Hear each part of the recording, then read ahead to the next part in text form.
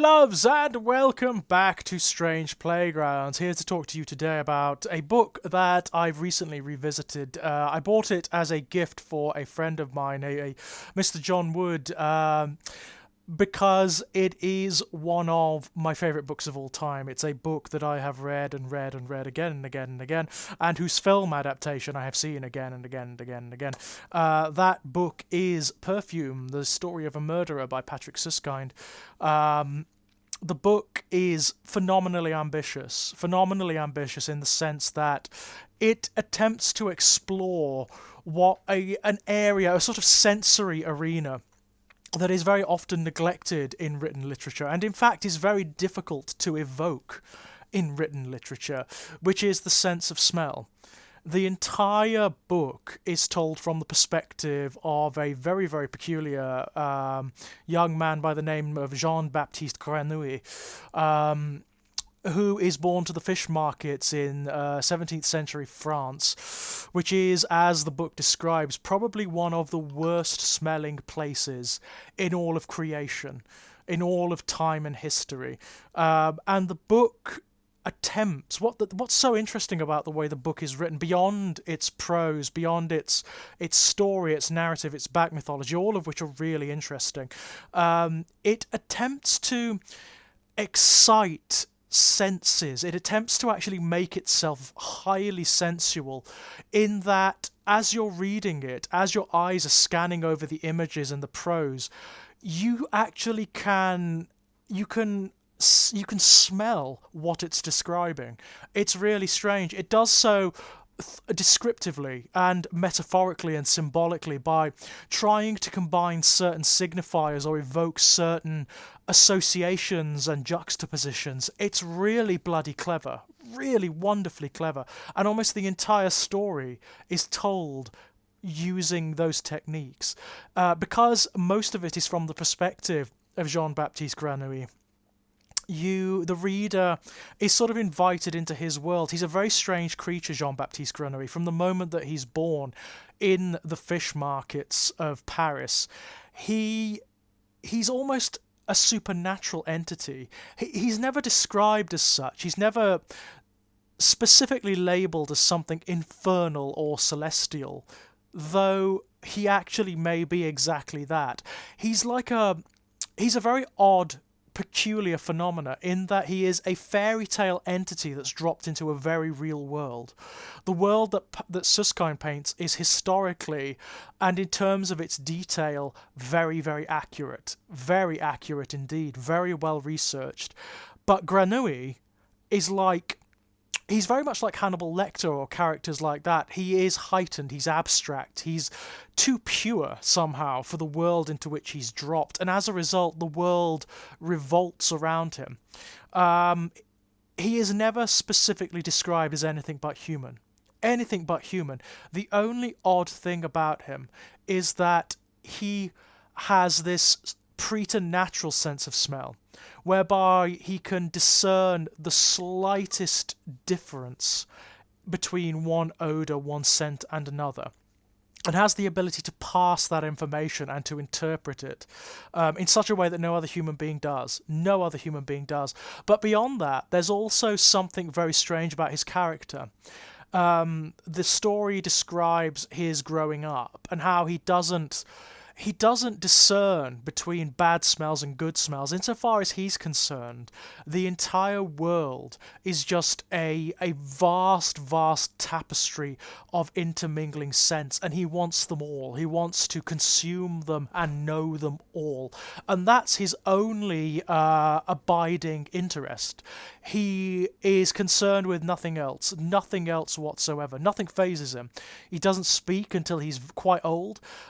He's not interested in other children. He's not interested in toys or fun or food or anything. He's only interested in how the world smells and how that information creates a very unique and peculiar perception of what the world is. And the story follows his life, essentially. It follows him from birth. And the strange, almost mythological, almost sort of Greek tragedian sets of circumstances through which he is hurtled. He almost has no agency, Jean-Baptiste Grenouille. He is just carried on the tides of narrative and fate throughout his life. And interestingly, in a very sort of tragicomic way, in a very sort of Greek way, those he encounters almost always come to bad ends. It's almost as though he exerts a kind of infernal influence, and it's kind of funny in its own gallows way. Everyone he comes across, everyone he encounters, comes to some bad end through a series of absurd misfortunes, and it is wonderful. The entire book is absolutely wonderful. It's because of the way it's painted, because of the sensory detail, it's consumptive. You can't really put it down. It's like devouring something wonderful. It's like experiencing a banquet where you just can't get enough of these wonderful dishes that have been prepared. The way Susskind describes the odors and the scents and the perfumes of this world is absolutely wonderful. On top of that, you have the mysteries. You have like who or what Grenouille is, or where he's going, what he's going to do.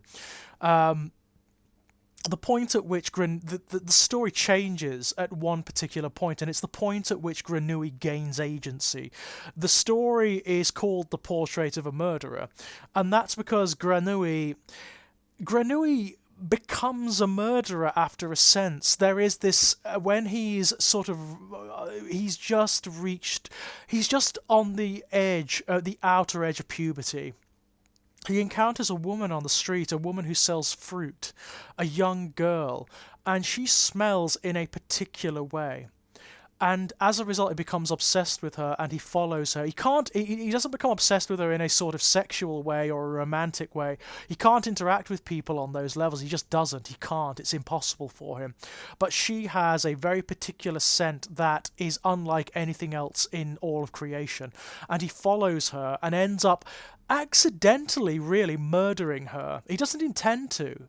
He doesn't mean to murder her. That's not what he's doing. It's just that her scent is so compulsive to him. And when he murders her, at the apex of her terror, at sort of like the absolute zenith of her existence, she gives off a very particular scent, which lasts for a second and then fades. And this is what Grenouille seeks after that point. It's this very ephemeral, slightly metaphysical experience which is only given off by very particular women when they are dying. And that's what he attempts to capture. That's his life's work insofar as he's concerned. And the story becomes more mythological as it goes on.